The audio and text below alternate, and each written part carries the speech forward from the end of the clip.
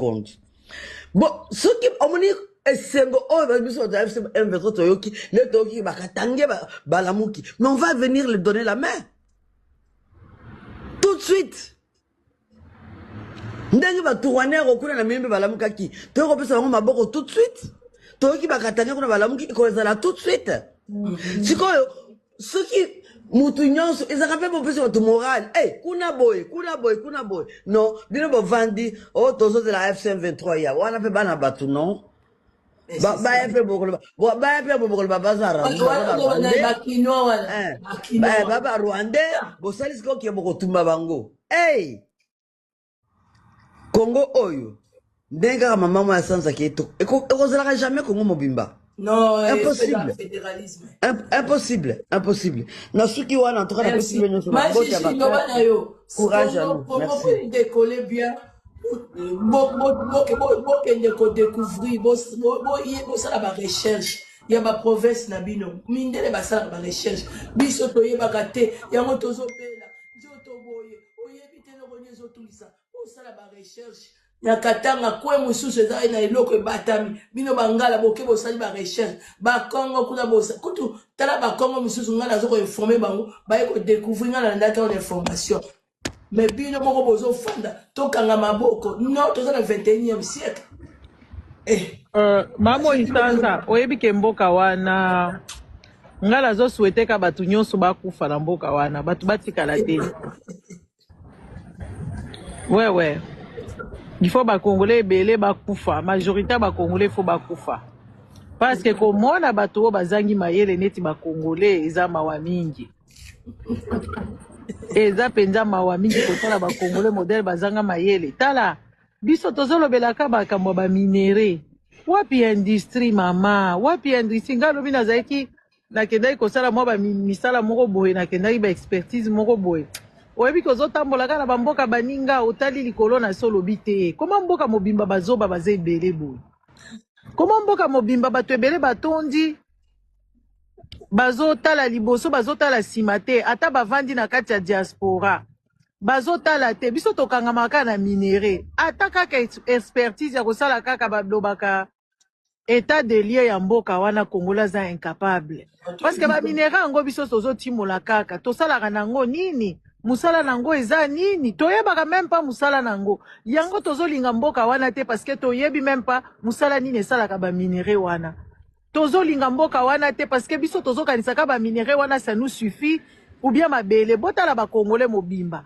Congolais nyonso aza na mutu na esi ebebi omona ba mususu bazo envier baluba baluba baza solidaire bandeko solidarité ya baluba bazo bebisa mboka solidarité penza ya mutozo kumisa ya bango bazaka solidaire toli balinganaka mais makambaluba bazosala seconde bon ce qui omoni esengo oh va biso da M23 toyoki le toyoki bakatange balamuki mais on va venir lui donner la main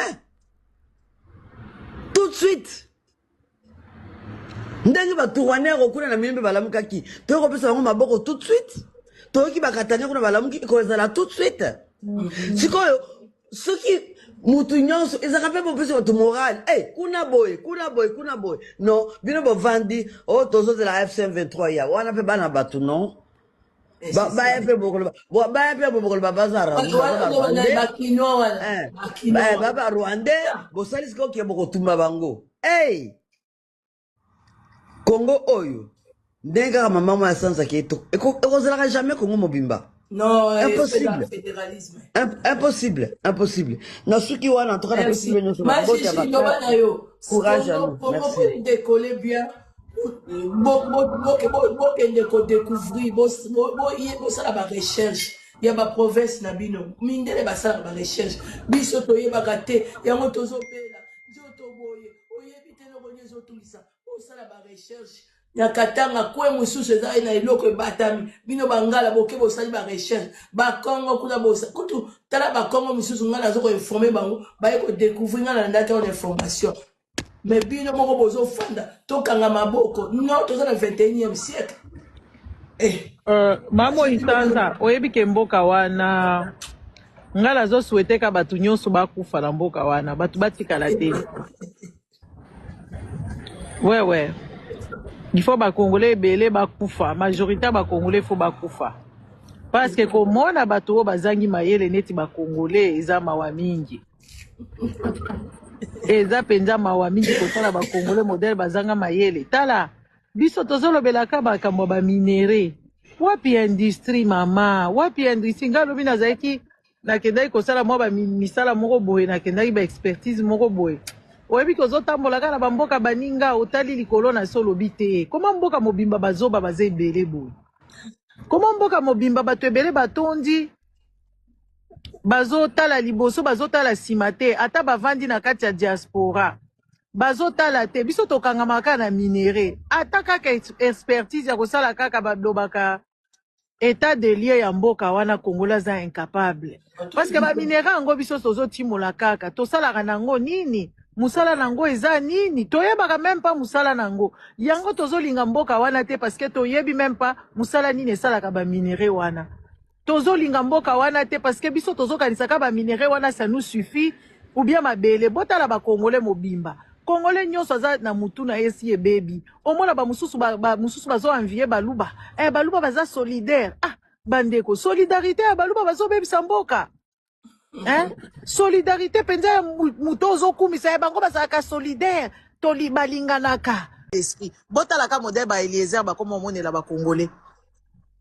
botala c'est pas normal Congo wana na bazi pe air moko na yebite soki eza problème nini bato yango soki baza do bato moko boye baza na bango kuta bango nyonso bazolinga babima awa bato nyonso bayaki na ba visa wana bakozwa mikanda te bakozwa ngo te po bayaki na ba visa ya piège parce que bato balobaki que oui bazo fournir ba ambassade wana soki maison Schengen ezo fournir ba visa en bonne et due forme te bakamati bapesi bazo ba nyonso ba visa baye babwaki bangunda awa bangunda wana kosimba te parce que ezali répertorié partout que bato wana batika misapi kuna baye awa babandi lokuta tozoyebisa bango boyaka awa te bokoma ba révolutionnaire kuna ata bino bomoni bien te bandeko na bino bakomona bien biso to sacrifier kokende bakongo na pourquoi to sacrifier ngo pourquoi to sacrifier ngo po bato bamona bien po bato bafungola misu totalesa bango ke oui awa makambo etambolaka bongo te so bomoni bo eza normalité mais yoka bango moko yoka na bandeko na bango oyo baza komona misala ya pasi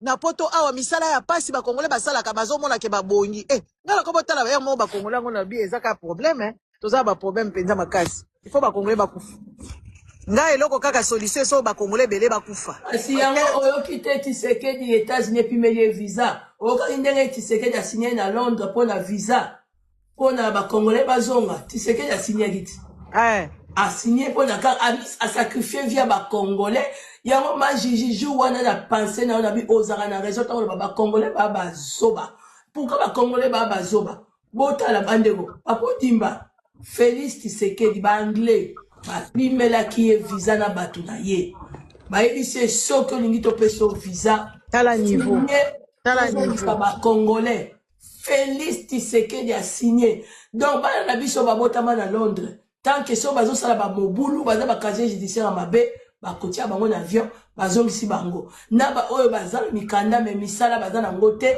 bakotala ba dossier na bango yo monaka Félix wana aza capable pe ya kokende koyebisa bamema baafghan na mboka wana bamema bato nyonso bakokima soki na Iran Félix aza capable akobebisa bango na États-Unis asengi visa avant-hier en États-Unis ba américain baboyi parce que akoma komema bato belé olia memata ya memaka ba presque ata e ba 100 coups siko ba américain ba ko remarquer bato ya kenda ina bango na oni wana ba bisu ba mona bango te yango ba américain ba pimeli siko na obanga ndenge ba américain ba pimeli Tshisekedi visa tant on ça les chantage akoko signer lisusu ya ko signer ya zanga poto ya mona ka ke ko voyager poto ndeki président bonzo la président mobimba zalaka libanda président mobimba zalaka libanda président mobimba zalaka libanda makambo mboka ne talaka yete eza normalité président mobimba zalaka libanda soki abimi kaka nde ya sepeli makambo ezoleka na mboka na ye interesaka ye te bokalkile mba mijour oyo Félix azalaka libanda na bajour avandaka na Congo wana mpo na Félix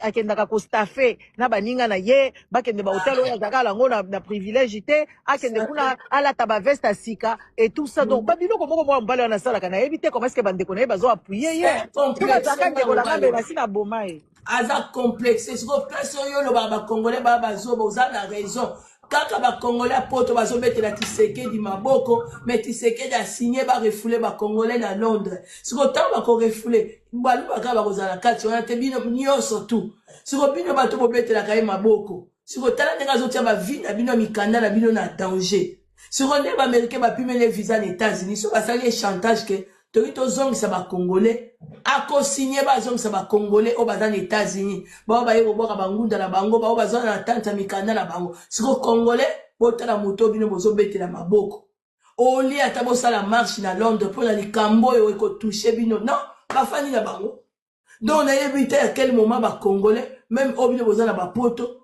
comment tala net ndeko Jacomo tabazo bazoba kasi zo bozo betela moto yo maboko oyo azonuka liwana yo po so oza peuple zo bate mutu loka Félix Tshisekedi bozo garder pour nani bozo ba peuple zoba botala ba mitakala botonda ka place ba rando surtout na ba bozo na poto bino bata poto biso tanto bande ko ke ba marche bozo finga biso pona Kabila kaka bato o lelo bazo ko betela Félix maboko na époque ya marche bobane ko linga ba Congo teto marché libanda mais tala lelo à cause de sacrifice na biso bino basi ya poto oyo ba makango ya ba député na ba camarade ya Félix bino lelo bokomi ko lia ba mbongo mais bino bosali musalo biso to salite tala congolais ndenga zalaka yango na kumisi nzambe merci ozo venger biso na musala combat na biso to sali bato poto bino boko futa yango d'une manière et d'une autre obozo soutenir Félix bomo ndenga komi ko signer ba bando refoulé bino boko yo kiloko Papa Dimba, maître, pardon, un peu Papa Dimba. Ah oui, bonjour maman Moïsanza, bonjour tout le monde dans le panel. Oui, maman,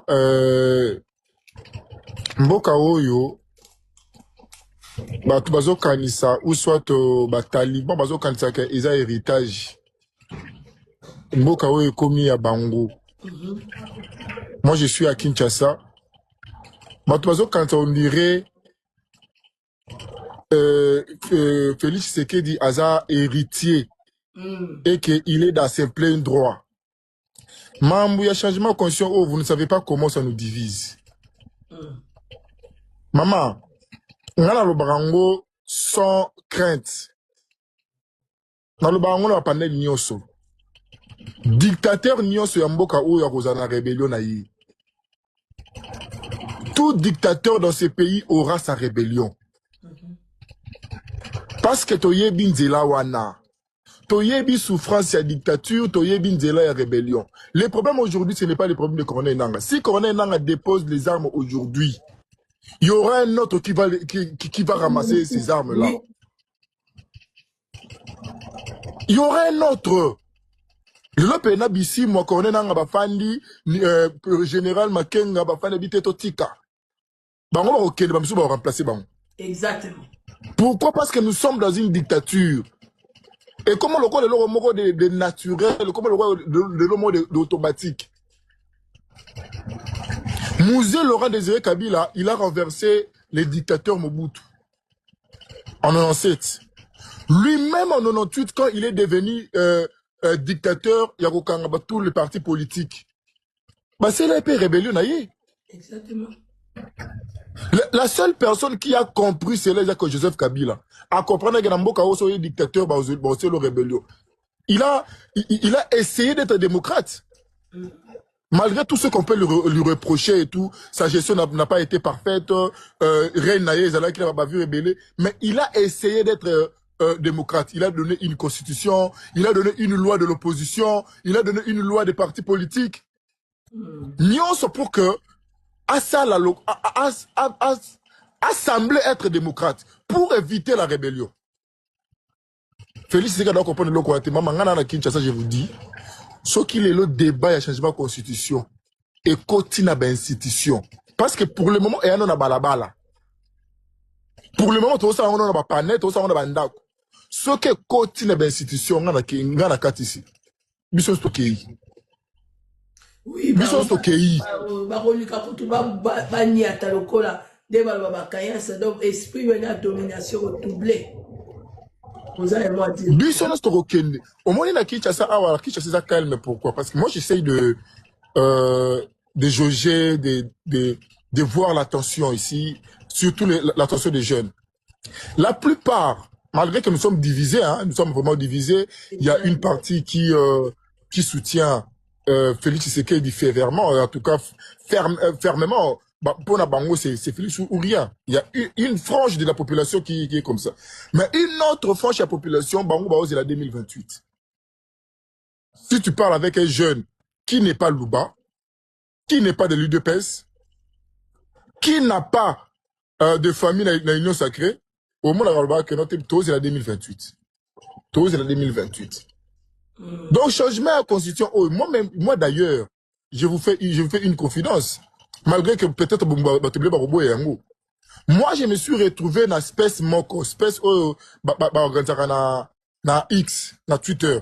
Je me suis retrouvé, c'était l'année passée, même espèce na Devos Kitoko. Diakou Papa Roger. Devos Kitoko Oyazali, secrétaire général SID. Je me suis retrouvé dans la même espèce naïe. Adara invité. À l'Obake, a changé de constitution. Ce qui Félix Tshisekedi a changé de constitution, on a une rébellion. Voilà des votes. Voilà Devos Kitoko. Parce que le débat changement de constitution est banni na fin 2024. 2025, Devos Kitoko Loba a changé l'espèce. Il fallait qu'il ait enregistré. Alors que ce qui Félix Tshisekedi a arrivé à changer la constitution, on a une rébellion. Donc, si vous avez binoté, maman, vous allez calme. La constitution, vous allez changer, vous allez calme. Et ça, il y a pas ma constitution qui va changer. La constitution, vous allez pompawana et vous allez avoir voter. Parce que rébellion, vous allez de partout. De partout. Au moins, nous avons besoin de retard. Po ya za musika awoza reta poto ekobima awa na maindombe to na kwa mutu ekobima awa na mwanda ekobima awa na Équateur de partout rébellion ekota de partout mutu nyonso kolinga azwa manuki pour que alongola ye siko ozali kambu zala mbangu mais oui oyo akoma liboso azibo. C'est ça le problème. Bobanga na binote constitution ekozana ngo changer te eza mangungu. Une fois que a abrogé constitution oyo to koma ko azaku te ko mettre en place l'autre constitution te akozwa tenter pour Trump akozala na tenter ya ko bloquer biso nyonso to ko fungola front donc ata 5-6 malamoko to fungoli to komi ko ya. Donc, on a débordé. On a battu, maï kokota de partout. Le rôle, on va dans le côté tanga de partout. Battu, otia basse wapi, otia katini wapi. Donc, otia maï kota. Mais aux alabungu. Bon, ça la calme, maman, moi, ils ont mangungu. 2028, il partira. 2028, il partira. Ce qui peut coordonner dans Ayete. Ça veut dire que ceux qui ont un aya longo, il va y être, mais 2028, là, ça ne dépendra pas de coordonner Nanga. 2028, Félix Tshisekedi partira. Il le sait très bien. Il le sait très bien. Lui, il n'aura pas la chance que Kabila a eu en 2026, en 2016. Il n'aura pas cette chance-là. Parce que Kabila a une chance de rejoindre glissement il y a 2 ans. Parce que l'opposition, il dit qu'il y a un dialogue. ouais. Batu oyo ba pesa glissement na Kabila eza constitution te eza classe politique eza opposition ne vous te permettra maman Mandela azalaka avocat ndenge nini akomaka poseur de bombe et maman qui parle rébellion Mandela oyo azwa prix Nobel de la paix azalaka poseur de bombe na qualité d'ailleurs avocat poseur de bombe non c'est un avocat mabwani bwaka taliban musika ye. Hein? Solidarité penza mutozo kumisa ya bango bazaka solidaire toli balinganaka me makambalu bazo sala eleki na yebite so que eleki crime contre l'humanité parce que biso tozo tala ngo lelo na misu mususu do avenir ya bana nyonso wana ya Congo yozala ezali na kati ya comment on appelle ça ezali bradé de génération en génération de malédiction ya Bible oyo génération en génération ngai oyo ba mikolo basalaki makambo ngai oyo koyokana na bana mike na munoko yango oyo soki lelo tozolo ba makambo ya Kabila n'est-ce pas soki tozolo ba o Kabila soki ba kombataki Kabila Congo mobimbe kombataki mwana mbali wana mais soki totali penza ta misala ngo Kabila zai kosala eleki musala oyo makambo ba soi-disant bana ya 100% congolais ba botama na Congo toyebi soi-disant adresse na bango ba tikala kofuta loyauté ezo sala bizarre hein?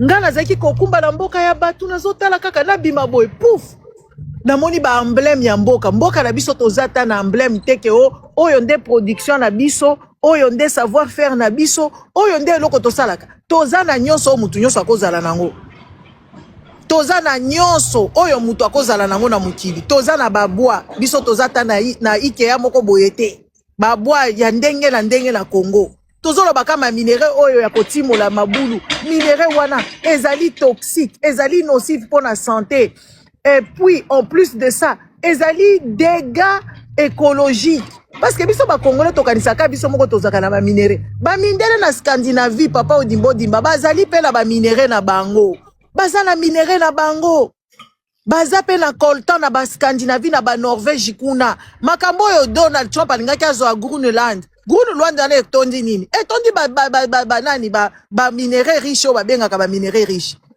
hein etondi ba minéraux sikoyo biso tovandi tokanisaka tozaka biso moko me totalika mboka modèle ezali tozata na place moko te biso toyebi même pas kolta masala na nini toyoki kaka na téléphone cuivre toyebi même pas ezalaka na mutindo nini cobalt toyebi même pas basalelaka yango eloko nini donc eloko nyonso bino bozozwa bozokokata kobongisa yango te kala ezalaka biso tokola na bamini kuna ezalaka jekamini avant bimisa minéraux il faut yeba que eza combien de pourcentage lelo bazolokota na mabele bazolokota na nyonso bakenango donc na kati ya ba minéraux wana eza na ba sous minéraux mususu eza na ba minéraux mususu eza méconnu oyo musée ya Tervuren oyo babengi musée Afrique centrale et boy kopesa ba localisation parce que ba belge baza na localisation ya minéraux nyonso na Congo mama mo isanzo zolo bakaka katanga na Congo central eza ka katanga na Congo centralité ezali pe na côté ya nani ma indombe kuna pétrole ezali ba cuvée centrale wana na Équateur bisika nyonso na Congo ezali eza dégâts eza catastrophe ya ba minéraux eza bisika nyonso ba minéraux mususu soki ndani obo matisa ko kanga micro donc il faut tous à la bateau tozo kende il faut na yebite donc tout ça penza batu moko même guerre ezo salema oyo bandeko na ngai na yebite soke ko mema biso kote nini mais ezo mema biso ka bisika ya mabe parce que ba congolais ba ko continuer ko kufa batu moko boye bato nzambe so disait to ebisa bino makambo ya bonzambe za makambo ya lokuta to ebisa bino makambo ya bonzambe za lokuta botala kaka baluba oyo ya papa wana kanda na oyo aza soki archevêque na bango ba propos o batenaka est-ce que ça ba propos ya bato bazala nzambe est-ce que ba propos wana bazoteni kaka bango moko papa wana kande wana zaka koloba na batu nini na baluba boza ba pauvre bolia katate pourquoi bozo soutenir Félix bake ba nyukutie matoi ba pesie quelque chose papa wana changer maloba a changé maloba ba papa oya ba 5 oyo bango mutu basali Chilombo et puis ba diaspora o Chilombo yini bango boyina ba combattant oyo Chilombo azofinga bango ba combattant bango mutu ba memi Chilombo na nani na pouvoir oui biza biso tozako kende ko marcher biso tozako kende ko marcher contre Kabila tokamati tozokende ko marcher neti bato maboma tozo marcher neti bato maboma toyebi même pas mutu nini toko tia kuna tala modèle to tia Chilombo na pouvoir lelo akomeli biso ngando lelo akomeli biso je ne sais quoi ozomona mibale ba Kongola ngo baza mayele te ebele baza na bango mayele te ebele baza mayele te baza bien te na mitu na bango potala modèle soki tozoba makambu ya mutakala awa modèle bakoya so bo bandika mama mo isanza o changer changer kaka position tia mutu mususu oyo na papa oyo akomi koloba tellement balie mbongo bakomi komona ke wi bisengo nyonso mokili bango basali bazali sous satisfait te awa Dubai yango kuna ekoyi kuna na kati Dubai yango eza na ba problème tokotala bisika bango bakokende bobongisa mboka na biso bobongisa mboka na bino depuis tozoloba ngala komo tala moko makambo ya Congo eza comme problème ya mentalité yango bomona ngala koma kokota la côté mentalité parce que ata mboka wane komi libéré na mentalité ba congolais so ba monika mutakala miso efungwami soki amoni mwasi amoko esakaka akota na kati yango bomona ngai na lingi susu parce que politique ya boye ba ko comprendre ngo te po Congo azane na bolingwa mutu te papa Zaïwa Congolais za na ye na mutu esala ya munoko supu ya mama na bino imbécile Congo zane ba Congolais baza na Taliban omote ba yaka kaka ba Taliban tala ba Taliban de ba fika donc ozotala bato moko boye bazo comprendre makambo ya Angers baninga basalaka yango mona Congolais abotaka na ye mwana yebi te eloko nini akopesa ye azotala ni mentalité ya mwana ngo babongisa ye te yango zomona Congolais ata alali nzala zo espérer ka koku akolala lobi akolamukata lobi okuna akolia bato bazala neti ba Congolais te fo ba Congolais bakufa il faut ba Congolais ba kufa mai moto ya kotumba bango parce que qualité ya ba mitu ya ba Congolais eza malamu te depuis tozoloba awa Congolais sokoka kolamuka te ezala ta baluba ngo bakotaka makambo wana ebele baza wana bazokoka koloba te baza na souffrance eza na bato bazomona pasi neti baluba eza na bato bazoyoka pasi neti baluba eza na bato bakimaka epa na bango koleka baluba c'est pas normal mboka wana na yebi te ngala komo tala makambo wana ngala komo kosaka mentalité ya koyebisa bato ata comment respecter les gens na yebi te comment kosala soki makambo nini parce que otali côté politique en tout cas na yebi nanu na mona ba ignorant ya modèle boye te bazo brader avenir ya bana na bango bazo brader vie ya bana na bango batu mobimba mboka mobimba ezata na industrie te soko yoki bango ba investisseur bakenda lukaka ba investisseur ba étranger boke de koluka ba investisseur ba yako ekocha nini boya donc tu comprends rien du tout.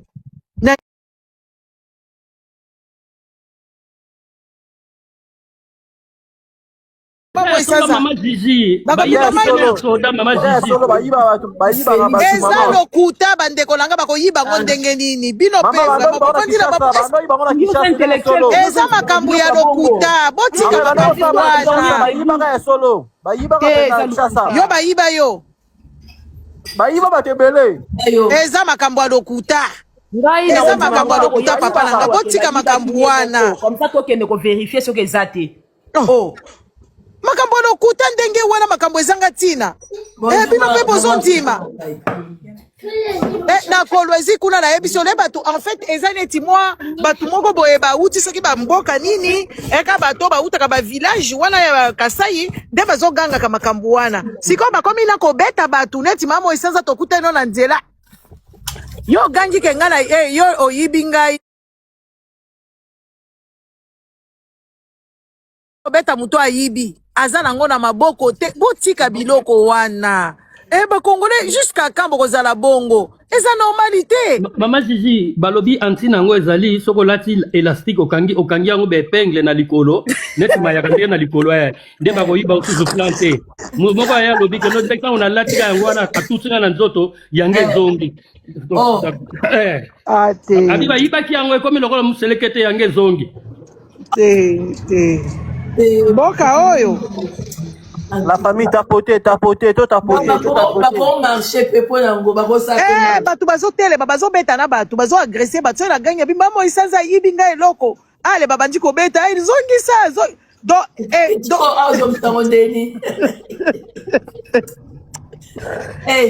ngala kasi makambo malonga oyebi ke dépasse nga nalobi te boka oyo boloba na bino loba na yo o peuple te nzambe te peuple moko imagine toi à ce point peuple wana azo réfléchir bongo donc mutu moko boye ayibi telefone makambo yango ebandaki ndenge nini mutu yango mwana moko muyibi ayibi telefone siko papa wana azalaki vigilant akangi ye ya bandi koganga ezaka koganga wana garçon wana po ase sauver na ye ke ayibi nga eke bato nyonso bakomi ka na likambo wana frère nanga atikeli nga message mpo nga na bino eko ntina nga babuzo na bino ya Congo wana te alobi na nga moko oyo nayebi te place tokosuka nango abandi kotangela nga bakopo ya bato toyebi babeti bango mpona makambo wana ke bayibi merci honorable mboko yo toka bato bakufa. Papa Timba. Merci beaucoup maman Nicole, merci na maman Gigi, bozo salam salam nene na kati ya communauté na biso, surtout le mois de la femme. Il faut te remercier bana basi o bako telema. Batali kitoko na bangote, batali ba air na bangote, mi pesi pour na makambu ya mboka. Je vous en remercie énormément et que ce mois de la femme vous apporte beaucoup de choses, des droits de la femme, pardon. Maman Gigi, je peux dire quelque chose par rapport à ce sujet soulevé. Ezali poison baza komema na kati ya communauté. Mondenge bandi ke bato bauti Kasai, bato bauti Boye, bangonde bazo yiba. Donc ils sont en train d'installer un poison qui va bombarder d'ici bientôt au Katanga. Parce que l'objectif de la famille Tshisekedi, c'est de soi-disant se venger contre les Katangais. Makambo et les Kaka en 1990, je ne sais pas, 92 ou 94, il y a un groupe d'extrémistes Louba qui n'ont pas laissé cette affaire. Et ces gens-là se retrouvent... Papa Odimba, la cause de l'émotion, oui, et puis makambo wana modèle batu ba expliquer kango ezalaka ndenge wana ti.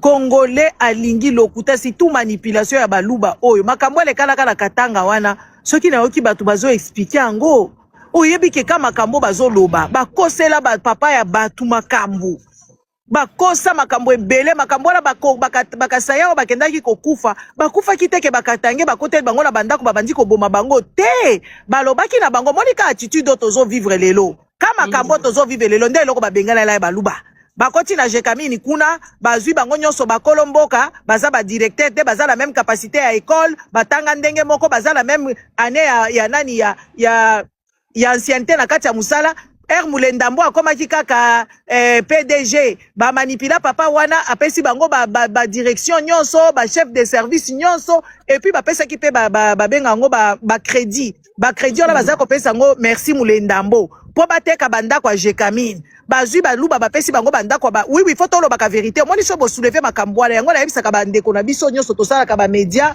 o tolo baka makambo ya bamboka il faut to bandako tuna bato bazana bosolo bato bazalaki wana parce que biso na Congo bato ebele bakanisaka mboka wana esuka aka na Kinshasa et puis makambo mususu bayaka ko relater bino neti Mobutu bakosela ye makambo alititi mboka ezaka makambo alokuta ke Mobutu abomaki ba étudiant bamona na te eza makambo alokuta eza makambo pe oya baluba bakenda kokufa baluba bakendaka kokufa pona nini babenga ngo nini nani logistique baluba bakufa kindela ba épidémie o bazai ko vanda na bagar na o bakendaki kuna na baluba babengani bango bakomi ko vanda na balabala siko batola ba mesala ko lia 3 fois par jour ba se retrouver na bagar ba se retrouver trésor yate ba se retrouver makambo ebele batikala jamais ko boma muluba te ke o katange moko akia bandi ko boma bango te ko bengana wi ba bengala yaki bango kaka lolenge omoni makambo bino bozo vivre lelo ze kamisa biso ngai moko kamisa na ngonga ite parce que za lolenge na bango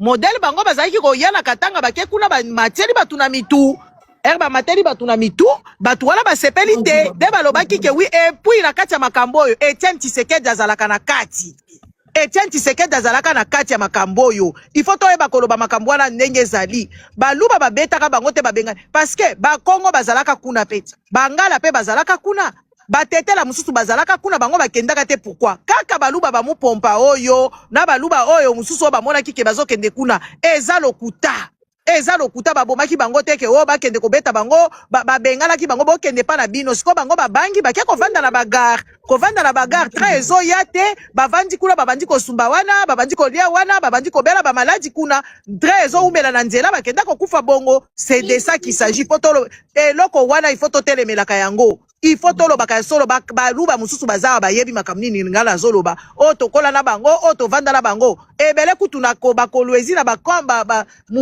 neti balubumbashi baluba bakendaka na bango te batikala ti lelo et puis ba ye kozonga bazongisela bango bandaku na bango bazongisela bango biloko na bango il faut tolobaka histoire de mémoire na vérité de mémoire ngala linga tolobaka bosolo yango bamona ngala zalaka intraitable soki Katangi asali likamu na koloba soki muluba asali na koloba soki mutu abandundu asali na koloba po de toute façon biso nyonso na Congo d'une part d'une autre on se retrouve toujours na kati ya ba famille na biso tozala baluba tozala bana babandundu tozala bana ya boye il faut tolobaka vérité nde vérité onga na zoloba na bino c'est ça makambo lelo tozo vivre nde epesa ki batukanda ekopesa batukanda yango bomoni baluba siko bakomprena ke oui baye koenvahir parce que ekopesa batukanda. Oui. À quel moment siko bakatange bakomba naïf boy? Parce que moi je suis kasayen nga moko muluba. Na bengi bakatange mbalebele ba benga na baluba na katanga. Ba siko baluba wa ba yetu yoka. Moïse Katumbi omoni babiloko ebele yango baboya katana ba France wana na ba France basala ba erreur wana ya kozwa batu bacha bango ba consigner ekolo moko boye na ba camp na bobenga ngo banini na ba banlieue esala ka mobulu siko baluba oyo ya tour oyo Moïse Katumbi mutu akenda ko benga bango ke boji ba engagé kukatanga kule bazo engagé batu ndako ezate ya kovanda entreprise ya malonga ezate soni kaka po basepela na ye oyebi ba congolais baza batu ya soni bayebi kosala makambu législation malamu te congolais soka komi bisika alingi asepelisa batu mais il faut botala quand même logistique ya makambu et puis il faut botala pe vécu ya batu modèle batu bavandaka po na Congo kuna c'est vrai que tout congolais a le droit de circuler toyokaka ba histoire ya kala biso peut-être tozalaka bala mike ke oui ou bien tozalaka na tobotami te ke soki mutu auti par exemple nani Équateur aye ye wana il faut batuna yo koya combien de jours kozonga mukolonini et tout ça parce que mutu na mutu toza na barite coutume na biso bisika to vandaka il faut to respecter yango bandeko na biso ka modèle bazo mata biso na mitu nde modèle bango ba vivaka et puis bazo mona ngo keza bien to kaka ba audio mususu oyo awe ebimaka awa biso penza baluba toza batu to koma kana bitika ya batu to nyati batu to moneli bango boyoka ba audio wana te boyoka kango te est-ce que eloba makana soni te toyoka kango abiso nyonso to tala par exemple nzembo moko abuzo bebimaki awa bazotanga bakombo baluba bato soki ba Kongo bakombe bakie koloba yoka baluba ya bino eza kitoko te ya biso nde eza kitoko donc tu comprends pas bandeko faut to lobaka omoni mabe o eza lelo soki tozoloba ko tia kombo nango te ngala yoka soni te na banga pe mutu te soki tozokoka ko tia kombo likolo te et puis tozokoka koloba makambo ya bosolo te bana na biso nde ba victime bana bakofuta yango il faut le mal est profond il faut toyeba déjà ko tia kombo na kombo na place nango et puis to boya makambo wana c'est de ça qu'il s'agit eloko ya vivre ensemble toza awa batu nyonso bazalaka ne pa na bango awa nga na vandaka na Belgique eza kutu na frontière linguistique oko ya bino kuna na Suisse boza pe na ba frontière linguistique soko kei kuna na ba Zurich kuna bazoloba soki germanique awa pe zalaka bongo et puis toyebi ke côté kuna eza ba kingani na ba songolo pakala pourquoi biso tongi ko respecter te pourquoi tongi ko respecter te il faut toyeba ko respecter ezali ndenge wana il faut to banda koloba bosolo ba congolais parce que mabe ezali mabe mabola mo eza mabe lokuta nde ba congolais baza lokuta makambo kutu eza kutu makambo ba étranger te so to bandi koloba makambo ezali ba capacité na makambo ya kovanda esalaka ba emeute awa tokamwaka awa omona bato na France kuna batomboki parce que koconsigne bato moko place moko siko baluba oyo baye kozwa sikoyo na pouvoir ya Chilombo bango baye penza ba extrémiste bazala bisika bavandaka bavandi na Kasumbalesa bavandi na Machipisha bavandi na wapi musu na nzela écologie kuna soki na wapi kuna bavandaka kuna basalaka ba désordre makasi bazo traumatiser batu parce que na minute oyo na minute oyo il faut tolobaka bosolo bandeko na biso kuna na Kasai mutu akenda ko sazarde kuna azate na Mbujimai mutu moko akenda kuna ko sazarde azate bango balinga biloko na bango kaka bango moko ndaboko na bango kaka ya bango moko soko ke kuno ke koteka oko kota la ba institution te oko kende pe ko loba makambo ebele kuna te mais bango siko ba ko respecter te pourquoi non il faut tolobaka bosolo non non il faut tolobaka bosolo donc c'est ça.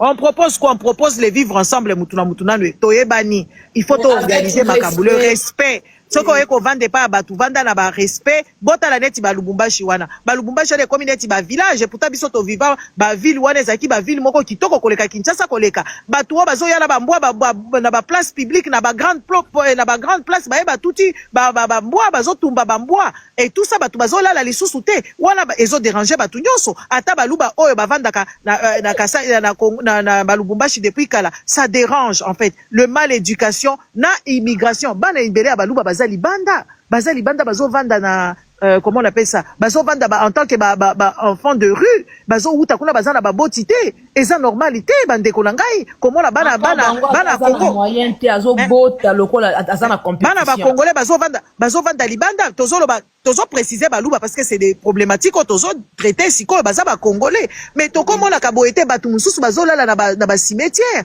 ba ville wana eza ba ville moko ata Kinshasa ngo bandeko na ngai eza Kinshasa comme plusieurs milliers ya ba personnes eza bato yo bayeba wewa wana bazokota la bazolala la bakati ba église bazosala ba dégâts. Il faut qu'on se dise des vérités. Ce qui mboka wana jour moko il faut to loba congolais il faut to yo kolaka koloba vérité. C'est de ça qu'il s'agit. Nakangi micro papa Dimbo Dimbalimbi ça na zui longtemps. Merci maman, c'était juste pour alerter par rapport à la situation de Zomona lokola blague mais ekokoma grave d'ici très bientôt. Mon ira ral bol oyo bazoni ngaba créer na kati ya population entre biso na biso. Ya ngonde koza la bombe oyo ko exploser pe oyo ko panza mboka na biso. Parce que l'objectif ya Tshisekedi tibozo ka Tshisekedi azana mission, Tshisekedi azana mission azana mandate effectivement. Ba komi ko yebisa biso sko makambu ya solo. Tshisekedi azana mandate po congolais moko avota ya zate. Mais Tshisekedi nde azana mission. Bolanda makambu papa Honoré alobaki papa Honoré Ngwanda alobi mwano yo Tshisekedi aye kufungola bino miso azana ba mission misato ya liboso ya kokoma moto ya mosolo ya mibale ya ko distraire ba congolais ya misato ya ko balkaniser Congo. Donc ça veut dire que mission ya Félix ezate ko bongisa ayende ko panza biso soki lelo tokomo lobila makambu ya ba tribalisme makambu ya boyeboy pambate Félix akoti sujet wana na kati ya société et bato bazo ko kasi ko réfléchir te mais yango je senga ete biso ba congolais otozo ko réfléchir to la musabalinga botala lokola sujet ya Maradona boko limbisa nga pona za sala moi makelele sujet ya Maradona oto bengi Bahati Lukwebo banda époque ya Mobutu aye na époque ya Kabila le père a continué époque ya donc le meilleur dribbleur ya politique ya Congo Bahati Lukwebo. Moi, je me rappelle que en 2019, dans le moment où il a déclaré que bayibe élection, groupe moko boye composé de baluba bandeko nanga ya Kasai. Babandaka déjà ko sololana Bahati Lukwebo babengisa na conférence na Belgique. Wana 2019. Basali na union sacrée. Or que groupe wana basali lelo proche ya Tshisekedi. Babandaki déjà kusala ba négociation na Bahati vu kazalaki na ba député belé na Belgique et il s'est fait que na réunion wana moi j'étais là invité comme président d'association conférence c'est salemi ba intervenant bazu oh to comme ba 17h boye Bahati bimi ngasko na mituna oh Bahati po na mona ite mbala liboso na tuni oh ka Bahati asalaka na Mobutu auto bomisa ba so combien de millions de congolais na telemi na kati ya salle na zo biso mama mo isanza ezalaki benda bika nga moko na kati ya salle na ebisi bango soki boko bomanga Bahati akoloba te place nga naza soki bino ba congolais boza bazoba nga naza zoba te. Je ne peux pas accepter que cet homme qui a travaillé avec Kabila pendant 18 ans oh tobeleli 12 millions de morts na ya komona lilo ya kopesa pe azoloba nini aza mutu moko azali pièce maîtresse ya politique ya Congo na ebisi monsieur tu dois te taire. Nzokande bango bazalaki déjà na projet na bango basala union sacrée po Bahati akota na nini pour vous dire que lelo moi étant que congolais soki bakobebana entre ba Tshisekediste na Bahati soki bakoboma baboma parce que ça parmi bateau basali mabe mingi na kati ya Congo et malheureusement vous savez eza na adage lobitango zolingolia na diable ezala na fourchette à moulai mais ngana yeko bakisa bato atoza na fourchette diable aza diable omoni lelo silence ya ba congolais na Kinshasa ce n'est pas parce que baza na posa ya kovanda silence c'est parce que baza envoûté par la famille Tshisekedi baza envoûté parce que famille wana eza na bo solo kaya jete eza na bo solo ka oyo mutozo mona réalité yango oyo bato toza na bango na sans état limité bakomi ba millionnaire mais yo zobetela bango kama maboko zolala na kingabwana na ndako ya mabaya mozoke ndeko beta maboko baningo bozalaka na bango na sans état bakomi ko voyager na ba jet privé mais yo zomona te ke bato yo bazoyiba pour vous dire que ezali libota ya soloka oyo bazwi peuple mobimba batie biso ba anesthésie bolanda makambu ya tata na bango na Etienne Tshisekedi alobaki bolala pongi ya babebe ena na bakongolais mususu depuis ayebisa bango makambu wana balala pongi ya babebe ti lelo mabe ya famille Tshisekedi bamona yango te bango bamona aka na Rwanda bamona aka na États-Unis mais miyibi bakazadi omoni lelo basali front babando take nani comment il s'appelle Bahati Lukwebo mais tout mituna question pourquoi atakaka Nicolas Kazadi te Pour Nicolas Kazadi Moutayo, aya ko bimisa bosoto. Ya mbongo, oui. Tozali régime ya boye. Mais ce que botali, nenge bazo traiter Nicolas Kazadi. Na nenge bazo traiter ba Congolais mususu, c'est différent. Pour vous dire que bango pona bango ezali pouvoir na bango. Congolais nyonso oza na ceinture ya famille Tshisekedi te, tu seras traité comme un animal. Yango zo senga ete ba Congolais nyonso to banda ko réfléchir. Bato yo totika bango musika te po bazana posa ya ko ke biso tozala ka esclave na bango. Nazo ngisima loba mama. Merci beaucoup papa Odimba. Papa ndeko biso rumba lobi tozo kana. Maman moi normalement ezaki ngai hein. Ah maman est perturbable. Oh papa rumba lobi zela maman est perturbable oui au bataki enfant. Ko tu bango ba lobi liboso na mingi. Merci. Maman moi, tu sais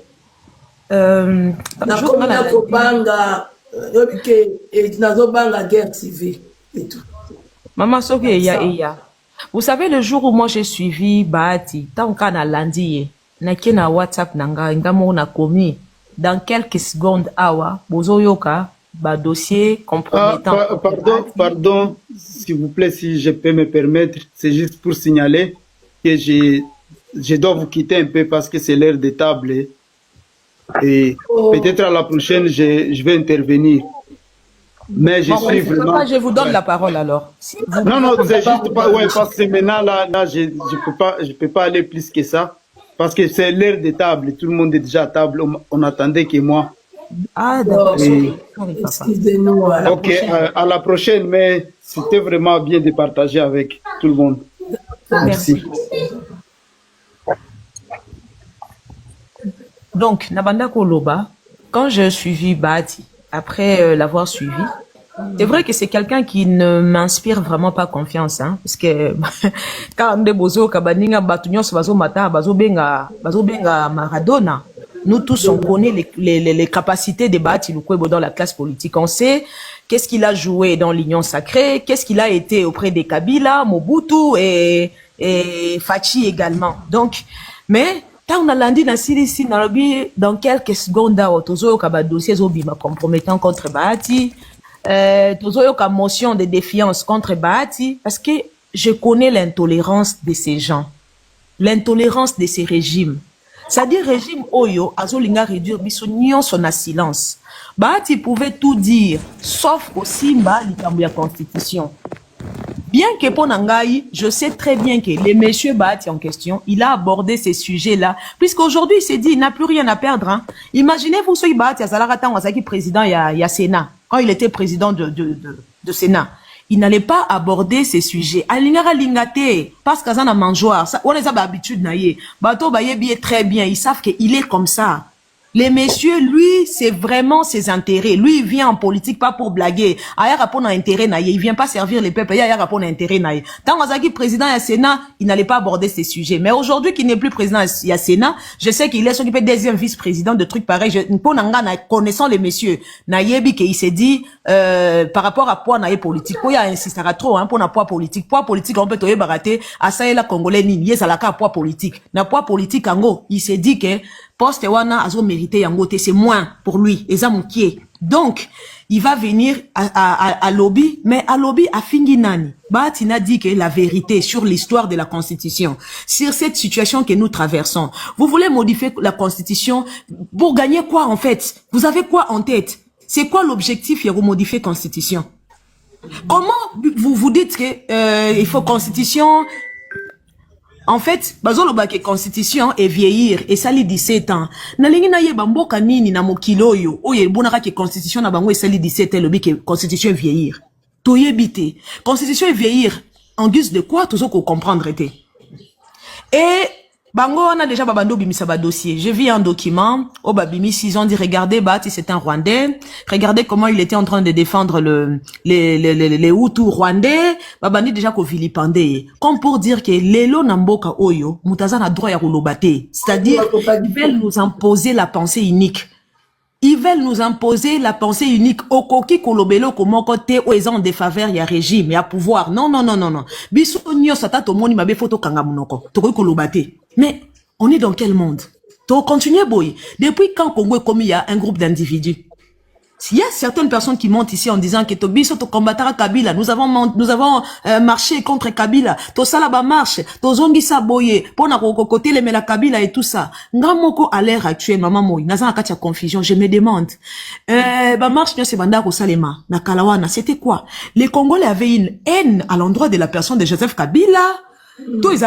Parce qu'aujourd'hui, ce que nous sommes en train de vivre, hein, et les qui na ya époque ya Kabila mbalata 10, et les qui totikala jamais ko vanda na Kabila moko boye na pouvoir to yoka ke bake ko defa akene ko defa beda sur mbongo pour ba futa ba fonctionnaire. Quand même à l'époque de Kabila, on n'a pas vécu ça maman. Tout le monde a pu vérité nan.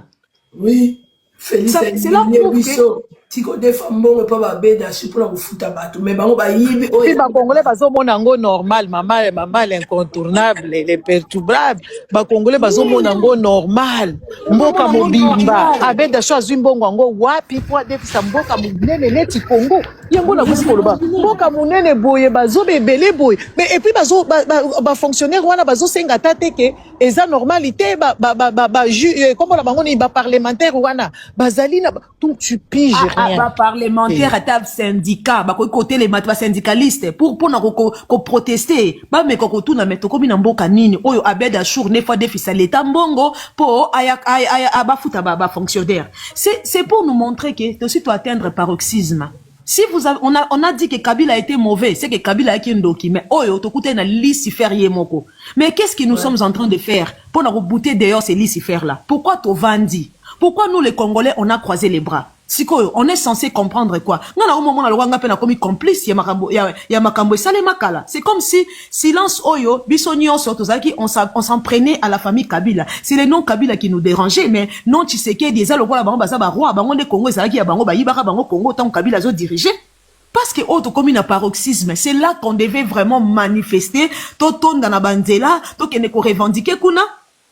C'est Abeda Chou wana ke ko def o bazolo ba def simbongo wana louvu no mama ezambongo bango moko ba détourner. C'est de l'argent que eux-mêmes ont détourné, ba ko def l'état congolais na ba pourcentage belé na ba taux moko très élevé. Ils nous ont parlé de 9% mais nazo kana ba source ils parlent de 20%. So rebelle de la lobby nango oroyo ko même na ça. Mama na ba combattant na poto ba pemisa ki Kabila te. Mais ba combattant na poto ba tiko ba comment otika batati sekeli bazo ya. Et puis bazo tika bato Tshisekedi ba beti saka bango na poto. Et là pour les autres nga motema passe. L'économie à Congo Tshisekedi a mis la RDC na presque 20 milliards na FMI. O bana na biso to ko futa mais to profiter na ngote. Mais ba combattant misu ba tika ka Félix na batunaye mais Joseph Kabila na batunaye. Nalobi mama mo isanza Joseph Kabila wana mbongo wana ya Kisangani wana dit 11 milliards il fallait tozwa wana o Félix akenda ko brada ngo kuna kitisi yango ekomi 300 soki 200 millions makambo ebeleza na mboka wana ngapi nazo comprendre te comment est-ce que ba Congolais bakotika mwana mbali azoba boye abanda ko sakana na mboka ndenge boye. Mais ça la choc quand même maman oyo tu ko bete loko moko donc on dirait sikoyo mboka wana ezalaki ya famille Tshisekedi ils ont le droit ataba tomonia awa prince Andrew ye wana kuna azali bakolo mabele aza winso hein et tout ça bakamati ba des choix mikolo kaka ya ba mœurs Angola 100%. Félix Tshisekedi Muzombo donc makila ba Congolais andamu mebo tibazotika ye tala ndenge Congo ezokena nyongo na FMI. Et comme même 30 milliards tant qu'à faire sur biso na bana na biso to ko futa ngo mais Félix abeta marana potote ba tunaye ba beta marate mais Joseph Kabila oyo kuta memi biso na manyongo wana te ma Congolais to amabe toza mabe maman yango toza mabe en fait nzamba futi biso na Félix Tshisekedi toza mabe même combat na biso to bundi combat mabe poto to bundaki combat correct.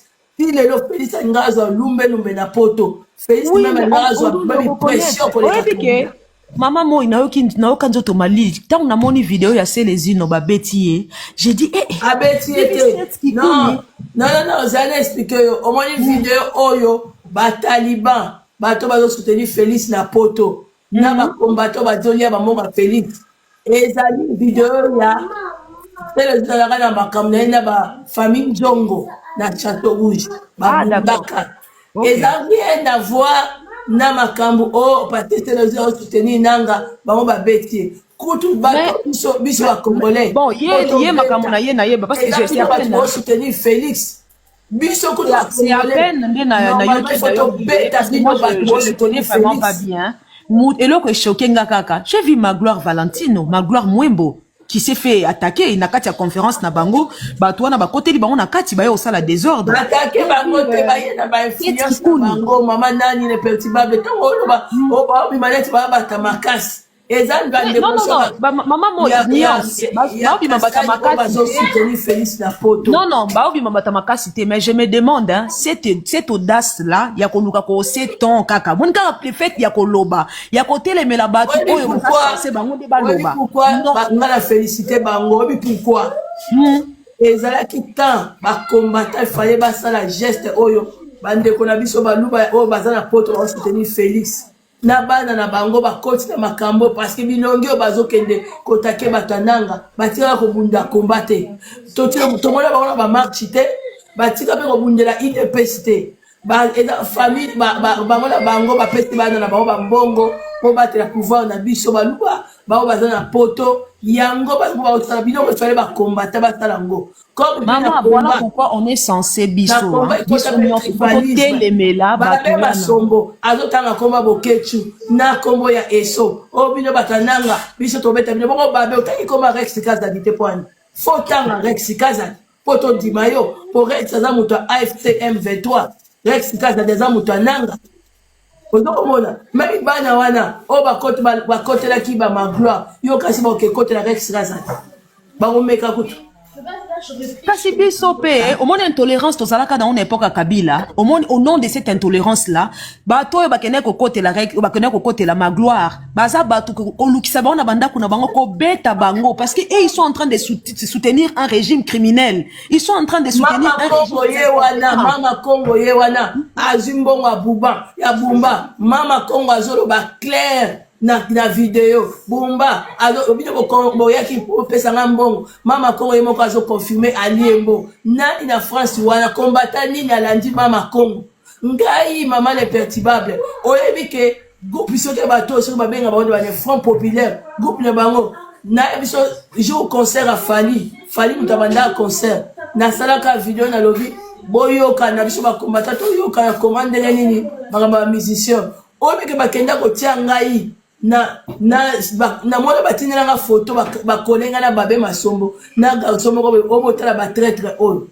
mais lorsque Mama Congo sko azolia mbongo na Tshisekedi bakoto bateke Mama Congo to Tshisekedi aza mieux que konenanga mutalenda signer ba contrat aux États-Unis to konenanga mutazali ba minera pesi Donald Trump to connaît nanga nenga zawana yé mutaye na Belgique ba Belgique ba pesa ba ni na cartographie na biso ba pesa ngo ba américain mais tu fais dit est-ce que Mama Congo a interpellé na France one non atamba la moko na zolo ba que même ba ndiro so ba combattant ngo ba unda combat tout wa Félix ba unda ba ba coach même tribal sur les qui par exemple ngai fait dans zoli ambonga Félix dans zoli ambonga Bumba nde na yebi bandeko batiaki ngai wana na Facebook na page na bango po batindela kinga nde na bandaki baya ko botala mwasi oyo aza traître collabo mais so Mama Congo bozo interpeller pourquoi bozo interpeller pour combat nini oya malonga Mama Congo azosala wana ya kolobela Tshisekedi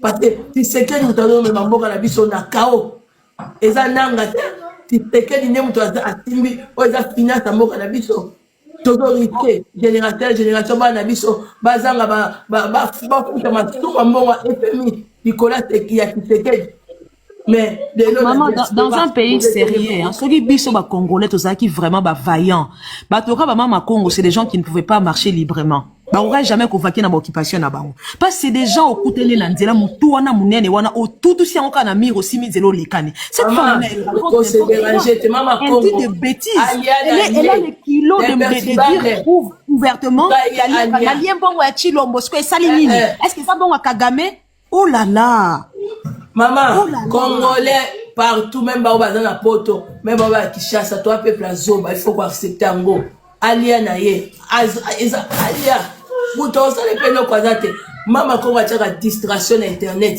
yo moni etakenga na combattante e banana ondenya ko beta masolo ba mitakala na yamba andi na ana na internet e banana ondenya Non, mais ma peuple a la distraction. Voilà, c'est d'ailleurs une femme qui fait qu'on peut elle a droit même pas à la politique. D'ailleurs, dans sa tête, là, la grosse tête là, elle est vide. On a Félix Tshisekedi. Combat et paix, et contre tribalisme, Balia Rambon. Ça a été.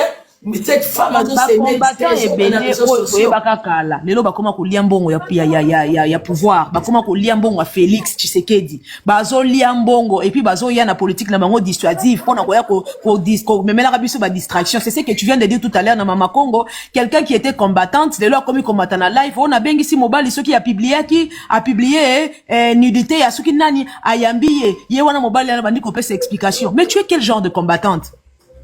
Pendant que le dossier est très délicat, jamais, jamais. Afandi, ayamba, andi, atama Gisèle, na kemusigate. Pour ma Gisèle azanate, même ngamo isanza. Obita na sola ina fiwana na. Aolo balanga maman, poto sa vidéo na bise non. Non. Pourquoi? Na ba genre ya vision na zala ngopona mboka nanga, na ko ke na ba anti-valeur te. Mais non, c'est pas important. Et là, vous avez plus important, c'est Congo. Comment on a distraire mon peuple na mamakama mitakala na bonti vala. Yo kasi même à Jija koya mbandi.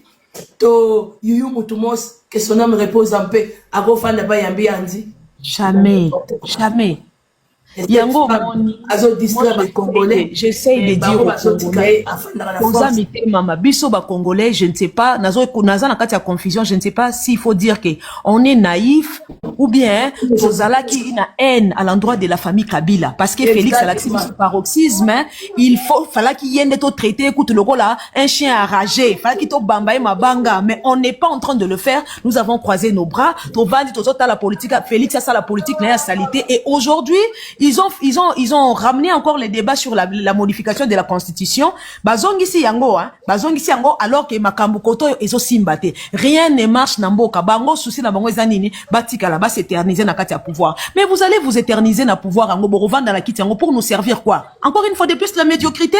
Parce que l'on va changer té. So y batuna bino mo bozo liana ba bazo comprendre que so y bo modifier qu'on modifie bino bozo mériter même pas attaque qu'on modifie ta clause moko ya constitution. Puisque vous êtes des incompétents, il faut en découdre na bino. Vous allez rester pour faire quoi? Vous allez rester pour faire quoi pour le Congolais? Vous nous servez que la médiocrité. Mboka mobimba tala tangba yoki likamba wilingoma kufi ba fait ba tapage bandi ba bandi ko sepela bangona. En fait, ils ne savent pas question prioritaire. Ils ne savent pas qu'est-ce qui est de prioritaire pour Namboka Congo. Est-ce que quand vous vous réjouissez, Bobandi ko ça la fête pour na Wilingoma, soit disant Wilingoma il est avec Kagame. Mais problème il y a Congolais na Kagame zalaka nini. C'est quoi là? Est-ce que c'est Kagame qui a demandé à Félix Tshisekedi de détourner bon il y a 100 jours autant de millions au Félix a vidé qui na famille na ye ba yibaki na caisse à l'état. Kagame avec qu'est-ce qu'il avait à voir na kati mbongo yibaki. Nambongo Félix a taxé biso ya RAM. Moi j'ai été victime ya taxe RAM. Ba yibanga mbongo. Kagame était où? Est-ce que Kagame lui a dit franc mbongo RAM? Est-ce que c'est Kagame qui nous avait imposé cette taxe là ya RAM? Oh ba quand même pas ko justifier le lot. Ba comment qui bazo banga même koloba sous keza taxe. Tantôt ça qui taxe, tantôt comme redevance, tantôt comme ba changer on a forme juridique nangoti le lot yebate. Mais ba yiba biso autant de millions. Est-ce que c'était Kagame? Ce n'était pas Kagame. Kinshasa est autant d'amaï, bazo ko quand même pas ko localiser, ko ça la système ya canalisation pour que Kinshasa etika ko dinda mai wana. Est-ce que c'est Kagame? Kagame est-ce que Kagame mutifa chama boko na caisse à l'état, pa yebisa bino ke boke ne bo sala musala, ce n'est pas Kagame. Mais Congolais a toujours na kati ya distraction. Congolais tellement ebele batangité ceux qui baye bisi bango likam c'est comme des robots hein baye batie elongo na mutu ye wana bandi ko répéter yango abandi ko loba pona bango tous les difficultés que nous traversons ici dans ces pays ça s'appelle Kagame mais c'est n'importe quoi. Bozo lala, bozo lota. Voilà pourquoi moni même bateau yo, régime, famille Ndoki, famille Soloka, famille Nyoka oyo, ba memeli biso, des divisions na kati ya communauté. Je n'ai jamais vu une famille qui a aussi accentué le tribalisme koleka famille ya Tshisekedi. Ngana za muluba lelo, mais na yo kaka soni. Moi aujourd'hui je ne peux pas parler. Maman, moi je suis mariée à un Mukongo, un Nekongo. Mais aux hommes, il vient, il me dit, j'ai vu ce que tu as écrit hein, sur ton statut. Que bah, tikalaming était bazo lynché. Mais effectivement, bah, lou batang bako bima modèle bako lynché, ces idiots là, bah, on bazar na amte, na état d'amte. Je lui ai Nathalie Naseki Nabi, mais tu dors dans ces lits, tu dors avec qui? Ah, mais nala rana muluba, mais toi tu es oza muluba, muluba nyos, excuse-moi, mais ngana zona considéra kaponga na que bino nyoso, boza mitema mabe, vous êtes une tête de nuls. Vous vous rendez compte de que comment okende là? Batute baluba wana. Moulouba Nyonso, aujourd'hui, il se met dans l'obligation de soutenir Tshisekedi. Il donne un soutien indéfectible à Tshisekedi. C'est-à-dire, pour Nabango, Tshisekedi a dirigé Mabé, a géré Mabé, mais puisqu'il c'était un Moulouba, il faut Tikala éternellement à pouvoir. Au nom de quoi déjà? Au nom de quoi? Quand vous voyez division comme Kokota Nakati à 5 ans, est-ce que Mosengo a combattu Kabila? Qui ne connaissait pas l'adage à Mosengo, phrase naïe, que les médiocres dégagent? Qui ne connaît pas ça? Qui n'a pas entendu Jean-Marc Kabound dire ici, Namboka, oh, ok, tout ça, 50-50. C'est-à-dire, tant tout ça, la mobilisation, l'église catholique mobilise à la hauteur de 50% de la population, et Bissopé, 50% de la population. Mais c'était l'église catholique. Mais aujourd'hui, Ezana Bassango, évêque Kassanda, il y a Moujimaï, il y a diocèse, il y a Moujimaï. Il a abîmé ses lettres moko, c'est-à-dire, il s'en prend violemment na baninga na yeba évêque, pour na bango, bakoy ko simba Félix te, pour aza moulou bande konaï, bakoy ko simba yete. Vous vous rendez compte des grés, oyoto komeli, bisika ba memeli biso. Donc, on n'arrive plus à faire les distinguos entre ki moulouba na ki congolais. Donc, les Louba se disent qu'ils sont des super Congolais. Bango basaba Congolais extraordinaires. Si ko bilo kabo mama torbe tamaboko. Bilo kabo il faut to vanda to kanga munoko. Non, il faut to lamuka. Peuple congolais, to lamuka, to tika mote mama beto zalaki na. La haine que nous avons eu à l'endroit de Joseph Kabila. Oyo kuta saela biso taya mukie wana oto tika to mona Kabilembo Félix na famille ba yeko détruire lelo, ba yeko détruire nyonso. Kabila modifié les bango asali ba réforme code minier wana. Aujourd'hui ça rapporte beaucoup d'argent. Est-ce que biso congolais to bénéficiaire nango? C'est la famille Tshisekedi qui en tire de bénéfices. Congolais zozo eloko te. Tozo eloko ndenge ni aussi longtemps que ba ok ko defa mbongo pa beda show pour biso ba futa biso ba fonctionnaire. Tozo nini? Tozo eloko te. Ça prouve que nous on est perdant, peuple congolais ça perdant à 100% en tout et pour tout. Si ko batabongo tozo vanda. Bon, comme moi je l'ai dit, bao baza na bande kona bango baza, ils sont là-bas, ce sont des membres il y a 5 ans. Congolais comme ayebi ko la mukate, ils se réveillent un bon matin, ils vont aller inonder dans des rues pour demander Félix a dégagé na famille ya Ndoki, comme ils savent pas le faire. Bango balinga ko s'aligner derrière les figures emblématiques. Alors la 5 ans, appelez aussi comme vous faisiez à l'époque. À la manifestation, hein, aux manifestations populaires, to bima libanda, to kenoko bisa Félix que to lingi était abima kende. Appelez à ça, comme ça, to s'est rangé derrière bino, to ton dans la balabala, to kenoko s'est manifesté. Aujourd'hui, to ça, peuple a abandonné na triste sort naie. Ayebite, même ba oh ba lingi na bon Félix en côté. Mais nanya bengi ke bo bima libanda to s'est manifesté contre Félix. L'homme tazo benga zate. À l'époque, c'est Joseph Kabila, les autres qui pouvaient le faire, mais Félix a sali nyonso atindi bango exil moko forcé. A bengani bango na mboka na bango moko parce qu'il y a ça super congolais et nous le peuple congolais to vandi to croiser maboko. C'est méchant.